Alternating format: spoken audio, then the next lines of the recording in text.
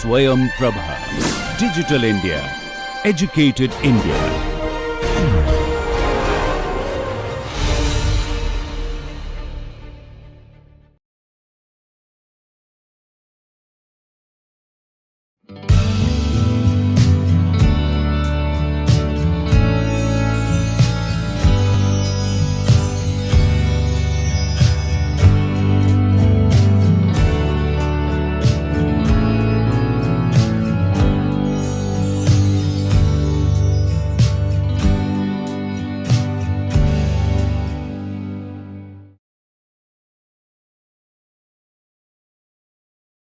Good morning. Let us now complete our discussion of Mahesh L. Kanchwar's plays with the last play, which belongs to the latter phase of his career as a playwright, which is called Sonata. And Sonata was also made into a film, which was released about two or 3 years back.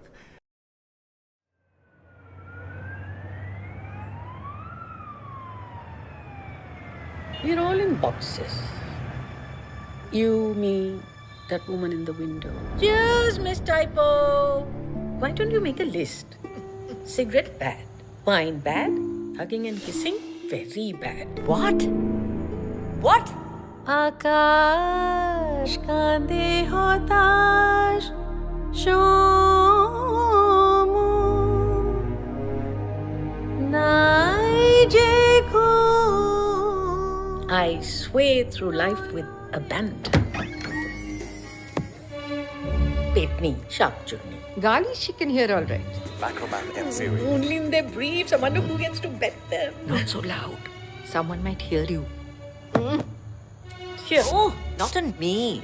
I like the smell of my man. Will you please remove those glasses? Here. Oh. Does he beat you regularly? He's really like a child. No. It's a man-woman thing. You won't understand, Aru. Plenty of wine. No, she must be taking me for a walking encyclopedia on pornography. Bet. Now drink. Like it? Kadak. But good. What awful creatures we are. No commitment, no aim. No ideology. We're not even feminists. People have accepted me for who I am, and if I can't talk about it, then who? Who the hell was looking at his profile, yaar? With those thighs. Thunder thighs. You hijacked my life for what you call summer war. Dhulan, I'm afraid of you. What? Love doesn't last all one's life. I believed that then and I believe it now. His eyes still burn with the same fire, now mixed with pain. Because I could not stop for death. He kindly stopped for me. The carriage held just ourselves and immortality. And the play itself features 3 women, Subhadra, Aruna and Dolan. And the play is set in a rather posh flat on the top floor of a tall skyscraper in Bombay. And the setting itself connotes a physical site that conveys a sense of cocooned security that is threatened again and again from within through the relationships between the women. All the 3 women are in their 40s. They have known each other since college, and 2 of them, Aruna and Dolan, live together in the same flat. They've been living in the same flat for 17 years, and the play is a night from their lives. The entire play takes place over the course of a single night, and it kind of conveys, it also suggests L. Kanchwar's engagement with the event in the everyday. Right? How is the mundane lives of these women temporarily ruptured by the animosities between them, the growing estrangement between the women, and how in some sense this animosity, these attacks that they make, these allegations that they make against each other is partially mitigated and restores their friendship to a certain extent by the end of the play. So the play really depicts the subtle power dynamics between the three women, and both the intimacy and the violence that are mutually reinforcing conditions of their friendship. And so the play has these very subtle ways of showing and depicting hidden animosities and secrets that lie beneath their friendships, that in some sense constantly rupture, undermine, reconfigure their emotional intensities and the relationships, but in some sense also reinforces or restores the intimacy between them. So Aruna and Dolan form the central double in the play, and Subhadra, who is the third woman, it's basically Subhadra's entry and exit into their flat, which is the transformative moment in the play. So Subhadra is a woman who is she's a journalist, and she has several affairs, but she's also in a relationship with a wastrel, a drunk, who abuses her and assaults her. So she has a violent relationship with this man that the other two women, Aruna and Dolan, do not approve of. So they judge her, and they hold on to their own apparent privilege, their own apparent sense of superiority by judging her and the lonely typist neighbor who does not appear in the play, but she is typing away, and both the women, Aruna and Dolan, use Subhadra and affairs as well as the lonely typist neighbor as the measures of their reference in order to give themselves a sense of privilege and superiority. So the apparent state of stability in the lives of Aruna and Dolan is temporarily interrupted by the entry of Subhadra and the kind of life and her lifestyle which they judge her for. The fact that she has several affairs, that she has a relationship with a violent man, and she also rationalizes the violence of the man, and she also tells them that she even hits him back whenever he hits her. Rationalizing the violence that seems to come with intimacy of any kind. And this correlation of intimacy with violence is also reflective of the relationships between the women. So once Subhadra exits, the two women, Aruna and Dolan, no longer have Subhadra as a frame of reference, as a foil that would give them their false sense of superiority and privilege, and they end up attacking each other bitterly towards the end of the play, where we discover later on that Dolan had a brief sexual encounter with Aruna's estranged, long divorced husband. And so that in some sense brings out a sense of deep sense of betrayal and repressed sexuality which comes with it. And so they argue with each other, they attack each other, but Aruna also is willing to actually let go of the past, and their friendship is restored, or albeit altered to a large extent. And you also have these mentions of Dolan's. Dolan is a banker, and she's a very restless woman. She's obsessed with her own health and the food that she eats. She's Bengali, so it's her constant references to and performances of Rabindra Sangeet and her bottles of perfume that become her private obsessions, as a way of trying to constantly conceal her own insecurity, her own vulnerability. Similarly, you have Aruna, who is a Sanskrit professor, whose intellectual, creative pretensions again are obsessions that manifest themselves in her own private space. And you have Subhadra, whose adoration of her husband, of her boyfriend, her partner, as well as her constant amorous raptures of the male teacher who taught them in college, again becomes a way of veiling her own, the violence that characterizes her life, her own insecurities, and the fact that she knows that the other two women, Aruna and Dolan, judge her for her life.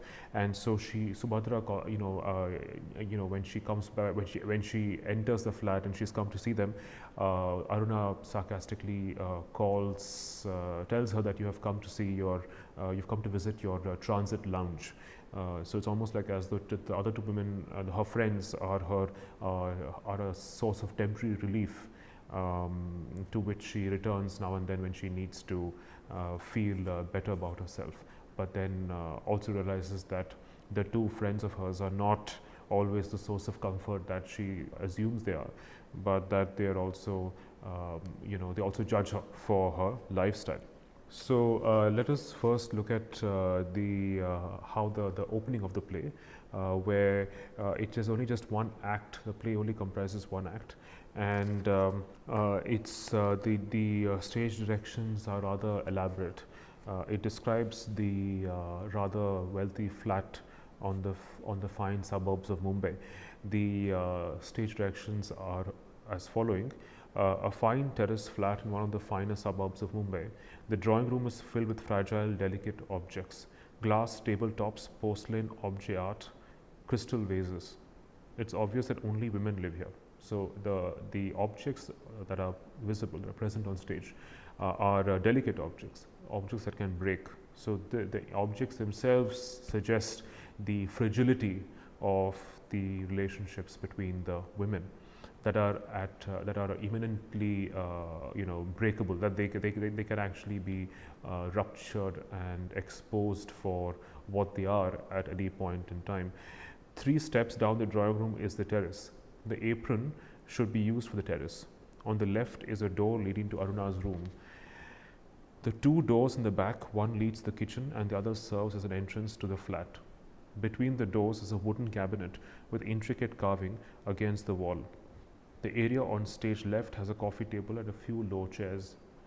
Upstage on the left is Aruna's working desk and chair and a rocking chair. On the right, another road leading to Dolan's room. Upstage on the right, a sofa, a center table and a TV facing the cyclorama. Near the door leading to Dolan's room is a small carved table on which is an array of perfume bottles of all shapes and colors. Beyond this, we see the skyline of skyscrapers. It is evening when the play opens. The windows of the skyscrapers will gradually lit up and then fade as the play progresses. Aruna and Dolan on the stage. Aruna, 40-ish, once beautiful but now fading, in a Bengal handloom sari, glasses, a tight bun on her nape, very professional, is correcting papers on her desk. Dolan, same age as Aruna, is an old, much worn but obviously expensive dressing gown, plump, stylish, boy cut, shuffling around aimlessly. She's one of those people who wear expensive clothes carelessly. She's perhaps trying to put the room in order, but in her effort to do so, she brings more disorder into it. Aruna is making great effort to ignore her friend's noisy activity, but finally cannot take it anymore. So the play opens with a very stark contrast between the two characters, Aruna and Dolan. Dolan is someone who dresses up, who wears her expensive clothes rather carelessly. Right? She seems to be someone who is rather self-indulgent and seems to be almost indifferent to her own privilege, but then also makes it a point to exhibit it, to show it in her clothing and in the way she carries herself. She's a very restless woman. She's always flitting around the flat, trying to draw Aruna's attention. Right? And there's also an unspoken secret desire that Dolan has for Aruna, which becomes more evident later in the play. She is a woman who is constantly trying to judge Aruna for being this absolutely disciplined, boring, perhaps even pedantic Sanskrit scholar and professor. Aruna, on the other hand, seems to be very well kept. She seems to be rather self-sufficient. She's very disciplined. We see her grading papers and laughing at her students in contempt for their awful answers, their awful writing. And there's also a clear Bengali cultural presence in the drawing room, because Dolan is Bengali, Aruna is Maharashtrian, but then she's also dressed up in a Bengali handloom sari, and looks very. She seems to have an air of expensive simplicity, and she also seems rather emotionally distant. She's not a woman who likes to be touched. Dolan seems to be the person who is physically expressive, demonstrative with her affections, is very talkative and rather rebellious, and constantly makes fun of Aruna for being this absolutely a self-contained, disciplined and boring woman scholar. So Dolan also becomes a rather caricature of Bengaliness in the way she is constantly talking about food and her Bengali penchant for good food. She's obsessed with eating well. She's also obsessed with the weight she's been putting on, and how she constantly asks Aruna for her validation of the clothes she wears. She tries wearing new sets of clothes to see if they still fit, and she's constantly asking Aruna whether she thinks that she is pretty and she's elegant and she's desirable. She's also obsessed with her perfumes. She is obsessed with the smell of perfume, just like she's obsessed with the smell of food. And but Aruna doesn't seem to have much time for her. She's completely absorbed and lost in her own grading of her students' papers and her own knowledge of Sanskrit. And then she constantly utters these Sanskrit lines from the answer papers, now and then interjecting Dolan's lines and dialogues. And you also see how both the women use the typist, lonely typist neighbor, and Subhadha's affairs later on as a reference point for their own judgments and privileged lifestyle. So you see it on page 251, where Dolan makes fun of Aruna for her Maharashtrian middle class nature, her typical Maharashtrian middle class nature, her jealousy, her resentment towards Bengalis, of how Bengalis seem to be entitled to their own artistic and cultural lifestyles and taste, and that very often you also see Aruna asking Dolan whether Bengalis are the only ones who are entitled to art and culture, or whether there are other communities like Maharashtrians who seem to have their own contribution to make, their own sense of entitlement towards aesthetics. Again on 256, Dolan says, looks at the lonely typist and tells her that she must be awfully lonely, leading a life unlike theirs, which seems to be a lot more exciting. And then Aruna asks her to sing some Rabindra Sangeet. Dolan says, I tried once. I waved my hand from my balcony and smiled. She slammed down her shutters, referring to the lonely typist. Aruna asks her to sing, but then Dolan doesn't seem to be very willing. And then Dolan says, why do people dislike me? Speak something, woman. And Aruna says, watch out now, Dolan. Dolan is crushing a cigarette stub. She smokes. Now you will take out the wine, smoke and get sentimental. Don't. So they're obviously very aware of, familiar with each other's lifestyles. They're the ways of living, and so they know each other very well. And this is one of those days when they, discover that they again discover their familiarity with each other, but also the fact that there is a brewing sense of estrangement and violence that will occur in the play. Dolan says, you afraid? Aruna, sing. Dolan, you straight-laced middle-class Maharashtrian. And Aruna asks her to sing a Rabindra song by Rabindranath. Then Aruna says, nobody dislikes you. Dolan, friendship with men is bad, unthinkable. You dislike me. Sorry. Aruna, be quiet. Dolan, sorry. Aruna, we've been sharing this apartment for all these years. We've made it our home. Is that nothing to you? Dolan, sorry. Aruna, go make some rice. Dolan, go into the cabinet. Habit. We stay together out of habit. Aruna, if you say so. Dolan, and these squabbles, another routine. Aruna, with slight disapproval. it is not such a bad idea to give up some bad habits. She's talking about smoking and drinking. Dolan aggressively, you mean it is always I who start fights? Aruna is deeply engrossed in her papers. No, Baba, can't live like you. Control, total self-control, perennial, the way you walk, talk, sit, controlled. I like to speak, I like to express myself. Yes, I am demonstrative, and I am not a bit ashamed of it. I don't want those severe lines in my face, a morose face, wooden movements. Right? So that's her perception of Aruna as someone who is absolutely suppressed, self-controlled, doesn't seem to have a single touch of freedom and spontaneity about her. And she thinks of herself as someone who is spontaneous and someone who is demonstrative. Dolan is also very extravagant with her money. She spends carelessly, she buys expensive perfumes, she buys expensive clothes, and she seems to be absolutely living in complete abandon. And then there's again later on 259 and 260, she's constantly asking Aruna for her appreciation of her beauty despite her age, of her figure despite the fact that she eats, she likes eating. And so she obviously wants Aruna's appreciation, acknowledgement, and that itself suggests her own unspoken and secret desire for Aruna.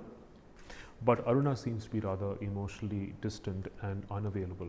She's not someone who wants to think about the past, think about how Dolan betrayed her by having an intimate encounter with her husband, which she discovers later. She does not like being touched. So it's almost like as if she wants to prevent herself from being hurt again. So Aruna is fairly, she gives off an appearance of being fairly detached and self-sufficient. And of course, this later on we discover is also a facade of self-sufficiency in an attempt to not be hurt by her friend. And then later on we see Aruna, just mollycoddling Dolan, telling her, this silliness of yours, I like it. Subhadra loves it, right? So Dolan tries on her new clothes and she reappears in her old dressing gown, and she pours herself some wine, and she has wine and cheese, and she asks Aruna to have it, but she's not interested. And she says, I'm going to be a compulsive eater. No anorexia here or bulimia. Eat like a pig. Grow fat. Grow so enormously fat that on that fat the entire city of Mumbai can be kept illuminated from 15th of August to 26th of January. Some use of this body. As it has outlived its purpose, if it had any to begin with. So you get a sense of Dolan also being a fairly lonely woman who has maybe kind of entertained herself. Her only pleasure in life being food, eating, and singing and drinking. But Aruna is in no mood to give her any attention, and she also seems to be a prude. She's not someone who likes the sexual jokes that Dolan and Subhadra crack in the course of the play. And then Subhadra enters, right? And Subhadra again is someone who speaks in a mixture of Hindi, Bombay Hindi and English, and she again seems to be someone who is absolutely, lives, in utter comfort. She seems to be rather careless herself in her own appearance. She wears expensive clothes. She's heavily made up. But then she also seems to be someone who is extremely cavalier almost, and extremely light-hearted at some level, and she seems to be very excited to be with her friends. But then they discover that she has a black eye, and under the sunglasses that she's wearing, and then they realize that she has been assaulted by the man she lives with. And again, this is the moment where Dolan and Aruna judge her for her promiscuous lifestyle, that she has many relationships, affairs with men, and Aruna disapproves of the fact that she is still living with a man who assaults her, and they are completely against her attempts to rationalize her violent relationship with this man. And Subhadra says that Aruna says, you don't fit into my concept of correct living, but have I given up on you ever, Subhadra? Dolan, can we ever? Subhadra tenderly, no, you two never gave up on me. Thank you, Aru. Thank you, Dolan. Don't I need a corner to rest my head after that bashing? Dolan, transit lounge? Aruna, shut up. Dolan, so that's what we are, a transit lounge. Aruna, forget morality. You've kicked the society in the back. Say it, say ass. And so this is that point where there's this kind of almost this child schoolish banter being exchanged between the women, cracking sexual jokes and using obscenities and foul words that Aruna does not approve of. Right? And then they also smoke, which again Aruna does not approve of. She says, and suppose I did all that, smoked, drank, I can do that, but I'm 40 now and who's to stop me? Turn around. She holds Subhadra's face in her hands and turned it towards herself, scrutinizes it. Don't move. Applies cream below her eyes. Is that all or is there more? Subhadra smiles and rubs her face against Aruna's stomach. Aruna puts her hand on her head affectionately. Idiot. Dolan is watching all this, almost moved to tears. So there's a lot of intimacy between the three women, despite the fact that they do have scores to settle against each other. They still resent each other in certain ways, that they do not approve of each other's lifestyles, each other's way of being, and at the same time they also seem to harbor secret desires for each other. And they also have secrets from each other. In fact, the most important one being the betrayal that Dolan feels that she has done by having an intimate sexual encounter with Aruna's ex-husband. Then later on, when Dolan praises Aruna for her professional credentials, for having won a scholarship on Sanskrit, then Aruna is rather ashamed and embarrassed. And we also discover that Aruna writes stories for a women's magazine. And in one of the stories, she has a character who resembles Dolan. Right? So Dolan is rather resentful of the rather negative characterization in the story of the character who resembles her. She asks, the story itself is really about a woman who is not very educated, and a woman who leads a rather reckless life. And Dolan is quite upset. She is convinced that the character has been inspired by her, and she has a fight with Aruna where she accuses her of betraying her by portraying her in a very poor light in the story. Right, so that becomes another occasion for a potential animosity between the friends. So if you look at page 271 of Act 1, there is a long quote which again between the women who want to believe that they lead self-sufficient lives. So Dolan says, what awful women we are, Aruna. We're all right, we're self-sufficient, we earn, we spend. Dolan, self-centered, do nothing for the society. Subhadra, without any commitment, without any ideal. Dolan, no ideology. Subhadra, we're not even feminists. Dolan, we blow money, smoke, drink. Subhadra, and my affairs. Dolan giggling, she, what kind of people are we? Subhadra, decadent but happy, we are happy. Dolan, unabashedly happy. So Subhadra, abominably happy. Dolan, obscenely. Right? So the women would like to believe that they are fairly self-sufficient women who earn, who spend, who don't have any commitment to any kind of ideology, not even feminism. We blow money, smoke, and drink. Right? So, but this is just their self-perception, and this is obviously being eroded from within across the play through their hidden animosities and secrets. Subhadra, who was an editor in a newspaper, loses her job, right? And she's upset that she's been betrayed by the paper, who accuses her of plagiarism, for which she loses her job. And then there's an encounter again between the women, who again judge her for being in a relationship with a violent man.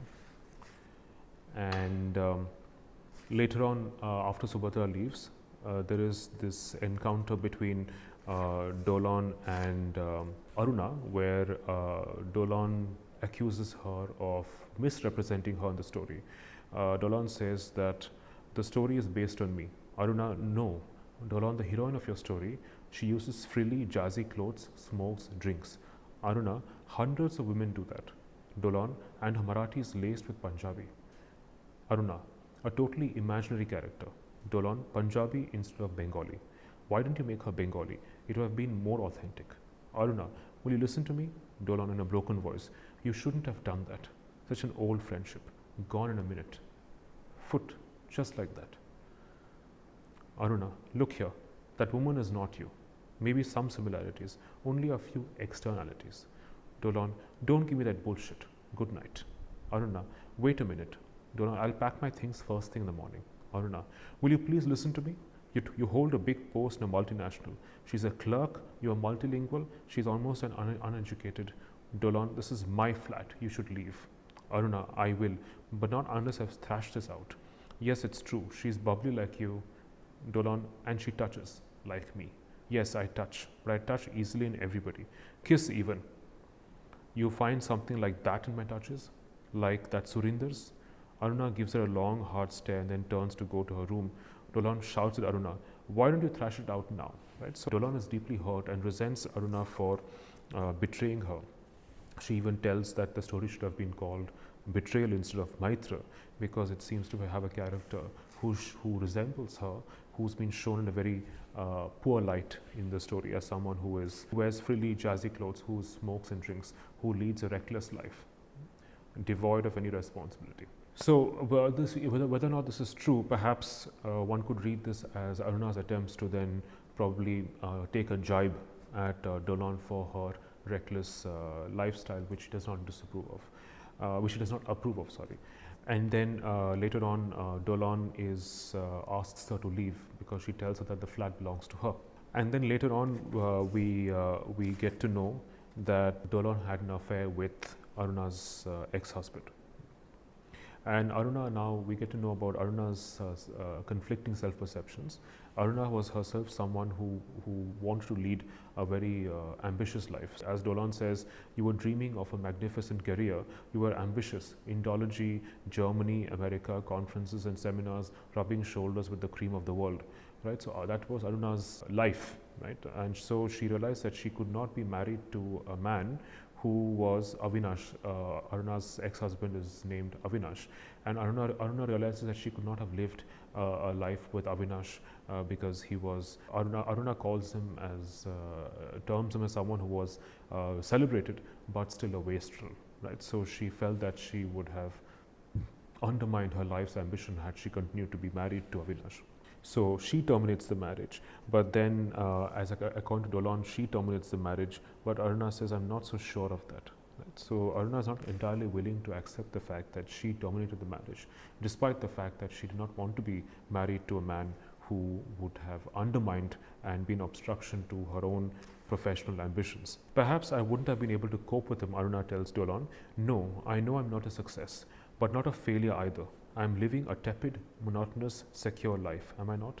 Life has passed us by, Dolo. So I think Aruna and Dolan realize that they have probably passed the bloom of their life and that they're now leading fairly monotonous, privileged lives. And it's the monotony that comes with privilege that in some sense they're trying to displace and interrupt with their own personal rivalries and resentments, because they're not able to take the monotony of a privileged lifestyle where they don't seem to lack anything apparently. And so there's also a moment later on where they are grateful, they are happy that in fact they quote, Dolan quotes a poem by Emily Dickinson which valorizes death, and they're she's grateful that human beings are not immortal. What would happen if we were immortal? If there was never an end to life and that we kept on living, that we would actually find ways of killing ourselves. And so death is a great source of comfort and relief from a constant attempt to strive, humans strive for more and more, and never seem to find an end to it. Right? This constant quest for self-sufficiency and completion and perfection, which never seems to end. So there's this revelation here towards the end of Act 1 where Dolan tells Aruna that she went to see Avi because you asked me to. When I came back to the hostel room, you were lying on your bed in the dark. Aruna, please. Dolan, your tears running down into the pillows. Aruna, it was a difficult decision. You did something beautiful then. You held me close. Dolan, touched your white eyes with my lips. Aruna, you drank all my pain. Dolan, it never happened again. Aruna, no. Dolan, Aruna, bolo ma. Dolan, you ever thought I was giving you signals? Aruna, never. Dolan, but you changed so much after that evening, became remote. Aruna, I'll always cherish that moment, Pugly. For the first time in my life, I hadn't recoiled from human contact. But I can't always be that. I was so ashamed you saw me crying. So Aruna is somebody who does not want to be seen as vulnerable. She doesn't want to expose her feelings. And that was the only moment they had, which was intimate, physically intimate. But ever since then, Aruna has recoiled into herself and led a fairly emotionally distant but lonely life, writing stories for a women's magazine. So, in fact, Dolan then ridicules Aruna for leading a life by proxy. Right? So she accuses Aruna of being insecure, that she could not dare to live the kinds of the wild lives that Dolan and Subhadra have lived, which is why she judges them, and she probably derives vicarious pleasure from them by writing stories that are based on her friends. Dolan says, we are friends. Aruna, have I hurt you? I know I have, sorry. Dolan, on the contrary, I have hurt you, and you don't even know it. I've been hurting you for years. Aruna, haven't we had enough of this sentimentality, Dolan? Dolan, I accused you of betraying me. Aruna, wasn't the first time you said something like that to me? Dolan, I have betrayed you. You and Avi parted ways on that day, and you said to me, go, be with him. I can manage myself, but he's being ripped apart. When I came back from him, I was full of him, and I never told you. When I went to him, he was writhing in pain. As I tried to console him, I forgot everything at that moment. Your relationship with him, our friendship. The happiness I got was so overpowering. When I saw you crying, I felt like covering you with that happiness. I never met Avi after that. But Aruna does not confront her with this confession. It's almost like as if she hasn't heard what she said, and she goes around organizing the room, which is a mess. And this is obviously Aruna's ways of guarding her own sense of betrayal and vulnerability. Dolan, will you ever forgive me? Aruna, what right did I have over him? Dolan, I betrayed your trust. Aruna, I've never thought that others should not get what I cannot. What's so new in what you did, friend? All the dhutis and sakhis from Sanskrit poetry have been doing this for ages. Dolan sobs. Aruna takes her in her arms. Enough, my precious. It is the past. Leave it behind. You needn't have told me all this. You did, so it's okay. Get up now and chin up, honey. Dolan rises, trips against the center table. The perfume bottle on it falls down. Dolan, ma, go. Aruna, Subhadra gave it. Dolan, not a drop left. God. Aruna, give it to me. One more addition to the collection. These papers, I'll have to do them tomorrow. I must try a little snooze. Dolan, I think I will read for a while. And they play Moonlight Sonata towards the end of the play. So you see that the perfume bottle that Subhadra gives her breaks, shatters.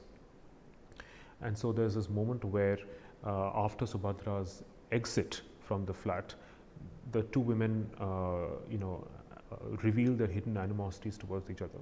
It's in very subtle ways. Even the betrayal that Dolan feels she has done to Aruna is exposed and revealed by the end of the play. And so they also lose whatever little privilege and superiority they had over Subhadra when they bare fangs for the last time towards the end of the play. But then there is also this hint of where Aruna forgives and is willing to completely let go of the past and embraces Dolan for the friend that she is. And so there is this attempt to try and restore an exposed, wounded friendship, right? And so this is how the play ends, right? So this is our discussion of Mahesh Alkanchua's last play, Sonata. We will then continue in our next session on our discussion of a new playwright, Mahesh Dattani. Thank you.